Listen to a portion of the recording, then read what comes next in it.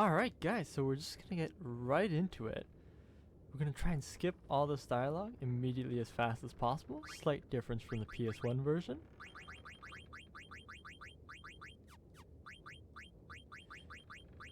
We also have a slight little hiccup over here where I changed all the controls. I'm running a keyboard, so I'm gonna be using the right side number link to control my character.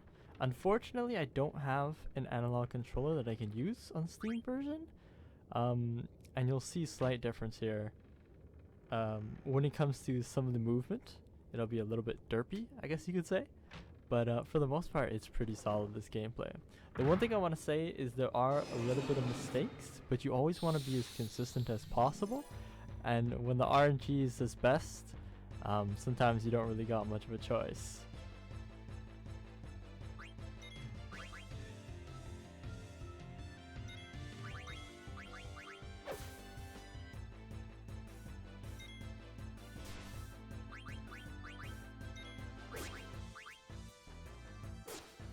Slight little mistake there, but not too big of an issue. Sinnoh wasn't the one who got the steal, but because Blank got it and it was literally in the start of the round, I just had to take it. And in the end, this ended up being my best run. A little bit sad because I want to say this is a little bit early on. This is about attempt 65. I ended up doing 135 attempts, and in the end, this was clearly the best one. When you come over to this next section here, Blank is going to do 4 dialogue bits before you have to actually make the selection. So until then, you can skip as fast as possible. On the Steam version, you are not allowed to use 2 buttons to skip, which means you can only use the X or the dialogue button if you were playing on the PS1 version. You're not allowed to use the square. This is a slight hindrance, but like I said, overall, I don't think this is going to make much of a difference.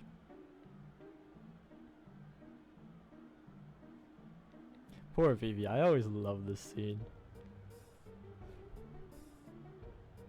I also really love in Final Fantasy IX how the characters like kind of relate to each other, and you can see them like as they progress through the story.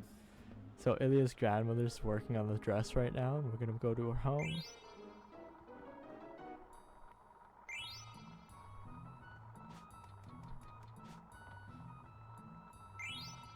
As you can see too, the dialogue is a little bit slower to skip.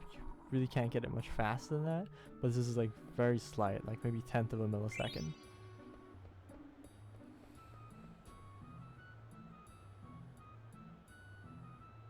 So what I want to try and do here is I'm trying to get to that left treasure on the top, because immediately afterwards you can press the X button or the talk and you won't interfere with Puck at all.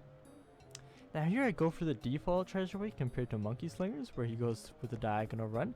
In the end, this only saves about a second, and I was much more comfortable going it with this way. So this is what I went with. You really want to try and avoid running into people. This room here is a little bit tricky. I actually like ran next to the treasure for maybe like a second's worth. Again, slight little mishap, but if you can, you want to try and avoid this.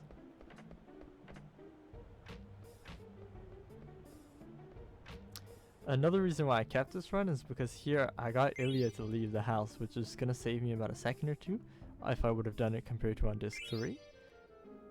Where I actually have to try and get through her. The treasures are not worth much, but it's all the same. And here's, I think, one of my last hiccups. This this little log is such an issue. I messed up on it a few times, but it's a second's worth at most.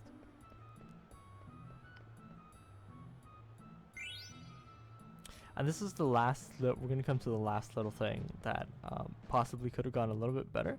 Is I find a lot of times when you're running here, you'll end up bumping near the end wall. And because of that, you'll just enter the next room. So what I decided to do is I decided to walk, just so I get a little bit of an easier access time. Again, this is like half a second.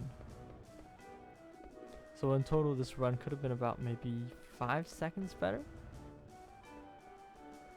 Possibly a little bit more, because I also run into the kids coming down over here as well.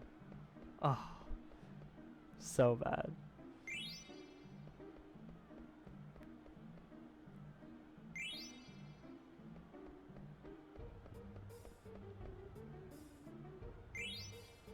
right over here, just really perfect execution. The cat's gonna come right in the middle towards the next treasure, and it works so well. Like I said, it was really difficult for me to try and get better run than this.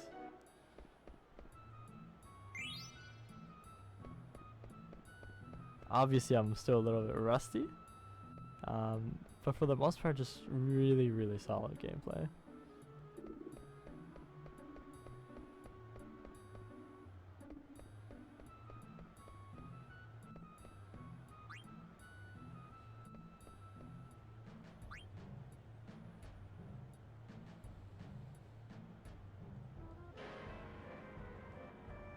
So if you're playing the game regularly and you're not going for a speedrun, this is a nice little place where you can get some information and actually just kind of find out about the game, really. The girl's jump rope is something I'm definitely not looking forward to.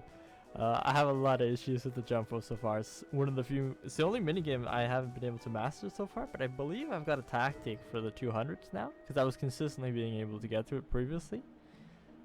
We're not going to do that for the sake of this run, because we're trying to save as much time as possible, right? To see if this is even a possible run.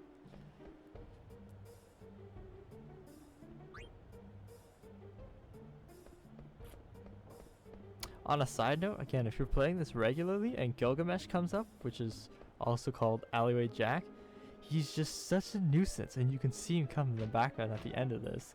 Oh man. I'm not going to give any spoilers though, but...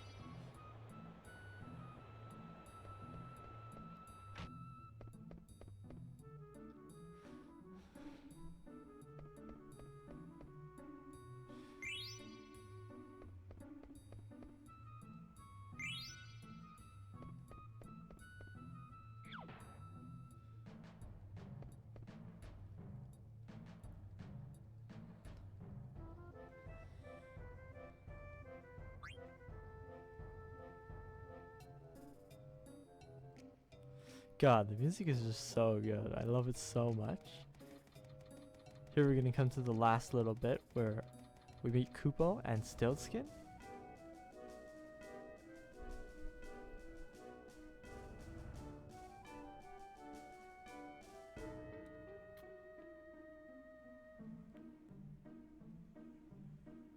Yeah, really playing this in 1080p is definitely something else.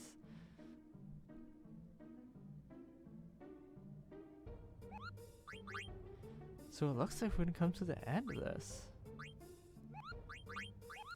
I've been told, or I've read online, that it is possible to skip the Mognet letters until disc 4, but we're gonna kind of leave it at this. And this about wraps it up. 8:13 with 6:30 gil. Possibly a little bit faster if you really had ideal conditions. Maybe like 8:07 would have been like a perfect run, but I think this is good enough. Here I'm just gonna show my treasures a little bit, and that's really about it. I hope you guys enjoy it, and if you have any ideas for how I should play the next segment or some like different tricks, I'm all for it. Please let me know. Otherwise, take care and have a good day.